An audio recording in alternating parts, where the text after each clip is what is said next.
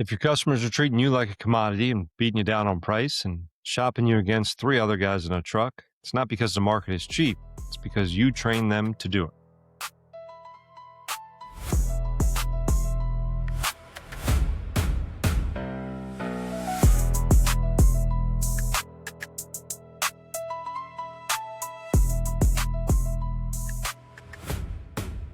What's going on, everyone? Welcome back to the Fitz Franson Show. I'm Fitz. And I'm Franson. This is the show where we strip away the fluff, ignore the hype, and get to the core of what it actually takes to win in business and in life. Yeah, we're not here to tell you what you want to hear. We're here to tell you what you need to hear. You know, chaos is normal in business, but staying there is ultimately a choice. So we want to help you build something that lasts without lying to yourself along the way. Absolutely. And in a recent episode, we talked about the craftsman trap and how being the hero or the bottleneck in your business is holding you back. But we also promised you today we were going to shift gears a bit and talk about the customer side of the equation, specifically why your customers are maybe grinding you down a bit on price. Yeah, the dreaded price shopper. I know we hear it more often than I'd like to admit from our clients here. Powerful. Jay, the leads are bad. They just want the cheapest option. Nobody values quality anymore. And look, I mean, I get it. It's frustrating, and I commiserate on those calls. But before we get into the heavy lifting today, Fitz, let's kick things off with our daily rundown. One sharp truth you need to hear before you start your day. Fitz, you want to lead off? Yeah, no problem. I can take it. So how about this? Here's your truth for today. Your customer's budget, their true budget, is only something that they could know, and it usually isn't the problem, right? Your problem is communicating the right stuff, which is usually two things. One, your value, and two, the path to affordability. We got to establish that they both need and want what you offer. Then it's your responsibility to bridge the budget gap between the need and the want with a clear path to affordability. I like that. That's a good one. All right, so here's mine. You can't outmarket a bad sales process. You can pour $10,000 into Facebook ads. You can have the most beautiful website in your market. But if your rep shows up looking like you just rolled out of bed and hands over a handwritten quote on a napkin, you kind of just threw that marketing budget out the window. Ouch. I feel like, is that because I got a wrinkly collar today, Jay? That felt like a little bit of a jab. So frumpy. Yeah. It's true, but ouch, right? So, okay, so let's get into the hot take for today here, Jay. The conventional wisdom, so to speak, in the contracting world is that to win more bids in a tight market, you have to maybe lower your price or run the massive discounts, right? Like the idea would be get the job at all costs. But what I would argue is that maybe actual wisdom, or at least the wisdom that survives the tight market, would say that those who build and better yet, maybe add value and deliver that value will actually thrive in the tight market. Yeah, that's good. And, you know, I'm going to grab a hot take as well here. You know, discounting your services to win a job ends up building a slow death. You end up accidentally creating a race to the bottom, and really nobody wins in that race to the bottom. So in fact, when you immediately drop your price, the second a homeowner pushes back, you are actively training them that your initial price was even a little. I'm not saying don't do promotions, you know, or don't do discounts. I'm saying be strategic with where they are. You know, it's best to walk in with a, like Fitz said, a clear value. But maybe you do. I know, Fitz, we're here in July 2026 and it's America's 250th anniversary. Do a promotion for the 4th of July. Or have a discount in mind when you walk in the door, but be careful when those are offered. Yeah, I think, you know, you're spot on there. I think that it's a good thing to have an offer that is tangible and exists, you know, out on Facebook or Google or whatever it might be. But the second you start just throwing random things out or dropping your pants, so to speak, when you're in the house, that's where it becomes a problem. So, you know, Jay, I would tend to agree with the overall sentiment of it for sure, but I will push back just a touch, you know, on the overall statement, because I know what the people listening are going to be thinking here, and maybe play a little devil's advocate on their behalf, right? What they're probably thinking is, you know, I got a crew that needs to eat next week, or they've got the truck payment that's due, or you're, you know, and when all that's, you know, coming up on in their head, they're sitting at the kitchen table and the homeowner says, I have a guy who can do the concrete coating for $2,000 less than you're quoting me. Yeah. You know, in that instance, you know what your margin is, you know, it's already a little bit thin, but you know, some money's better than no money. Yeah. how do you tell a guy at that point to walk away when he needs the cash flow? Yeah. Yeah, man. Yeah. I understand that pressure too. I get it. The anxiety of an empty schedule is real, but you have to look at the long game, really. When you take a job at a loss or barely break even, you aren't just hurting your bank account for that one job. You're setting a precedent. You're telling your market, I'm the cheap option. And Mm. cheap customers refer to other cheap customers, which is worth noting, right? When we give a deal to one, word spreads. So you get stuck in the cycle where you're working twice as hard for half the money, biting your Mhm. fingernails, hoping nothing goes wrong on the install because at this point, you don't have any margin in there for error. Yeah, that's tuition on that lesson that is pretty expensive, right? Unfortunately, it's a tuition that I've paid, and I've paid that tab, unfortunately, probably more times than I care to mention. But I remember one in my career early on, in particular. His house was in a nice neighborhood in Northern Virginia, just outside of DC. It was a very large job, and homeowner really beat us up on price, and we had no business taking it at the level that we did. But we wanted those photos for our portfolio. It was going to be a nice job, look really good. Mhm. We thought that if we were to take it, this homeowner would end up singing our praises and end up being kind of like that show home in the neighborhood.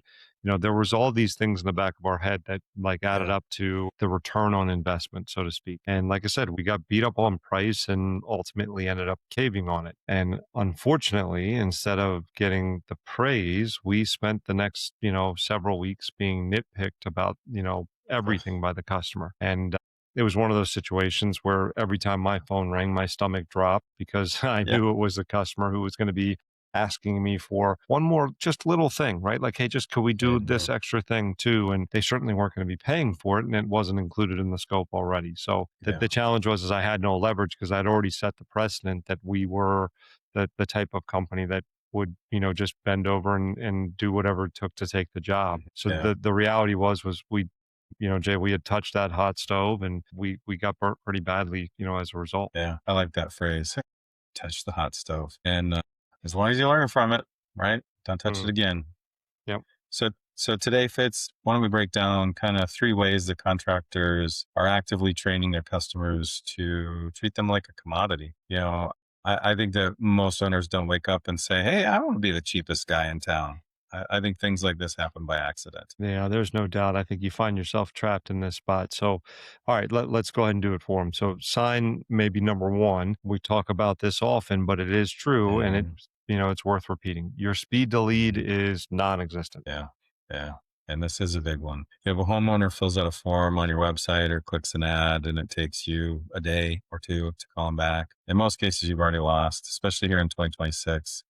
The consumer expectation is basically instant. If you're not calling them within 5 minutes, I can pretty much guarantee you that probably three other guys they requested quotes from already have. Yeah, I think it almost kind of creates this like you got a minute type like culture for your customers, right? And they want answers now, right? That's why they filled it out in that moment. It's the highest level of motivation that they have.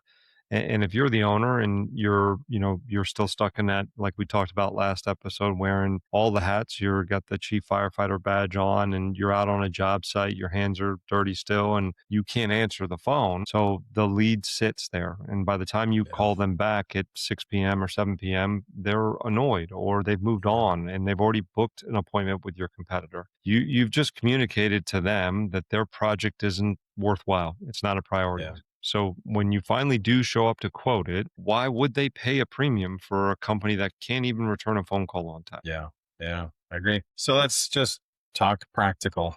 Let's just make it really simple. This is where a simple automation or a VA or an AI tool that you're familiar with or a great team member that you can hand this off to. It's where they need to step in. You don't need to be sitting at your desk waiting for the phone to ring anymore. You can set up these automations in most cases in your current CRM. Powerful works with a lot of them. We see Salesforce and Builder Prime and Jobber and Drip Jobs and a bunch more like that. And most of them come with built-in automation. So instantly send that text message the second the lead comes in. And something simple like, "Hey, this is Jay with Powerful Coatings. Got your request. I'm out on a job right now. But I'll call you back as soon as I can today to get you scheduled. In the meantime, here's a link to a video showing exactly how our process works." Something simple like that, and boom, You just buy yourself some time and you set a professional standard for the customer. Yeah, I think even, something as simple as that is a game changer, right? It Mhm. sets a tone that they're important and it touches base with them and it sets an expectation that you've gotten their information and you're going to be in touch. It takes about Mhm. 10 minutes to set those things up and it pays for itself almost on the very first lead that you get, right? Mhm. So, yeah, it's a great nugget. And if you're not doing something like that, you need to get that up and running today. All right. Yeah. So, sign number two that you're maybe training your customers to treat you like that commodity. Your presentation is exactly the same. Your sales presentation is exactly the same as everyone else's. Yeah. The dreaded chuck in a truck or man in a van syndrome. Exactly, right? You haven't maybe modernized or added any of the psychology and all of those things that have advanced our industry over the last several years here. So you end up walking in and you measure the floor or the roof or the windows or whatever it is. You hum and haw a little bit and you write, a number on the back of a business card, or you're still using kind of the generic carbon copy invoice pad, and you hand it over to them. You haven't asked them any important questions, anything that matters to them, and you haven't built any rapport. You haven't explained why your product or process or company is better. You just gave them a number. Yeah. And then you wonder why they only care about the number. You didn't give them anything else to care about. We've seen this before. We like to like hide the names of the people. We'll talk about a client. We'll call him Dave. Had a good company, right? High quality work. His close rate was terrible. We rode along with him. Well, reviewed with him some of the sales calls, and to be honest, it was painful.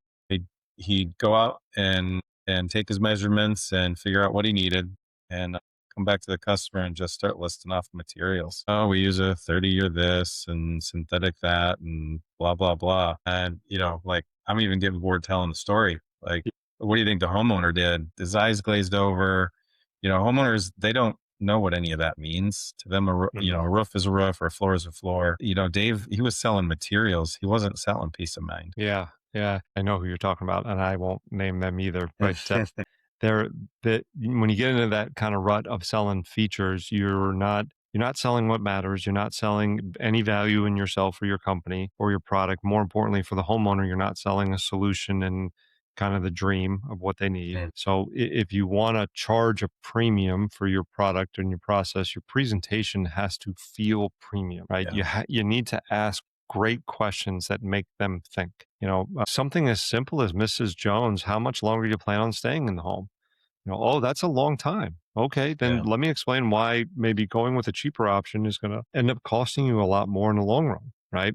You have Yeah. to reframe the conversation from, maybe a cost or an expense to a true investment. Yeah. Yeah. And that's so true. You look at a lot of these things and we go, well, if I'm going to be here 10 years and I'm looking at a flooring material that says it lasts 5, do I want to do this twice?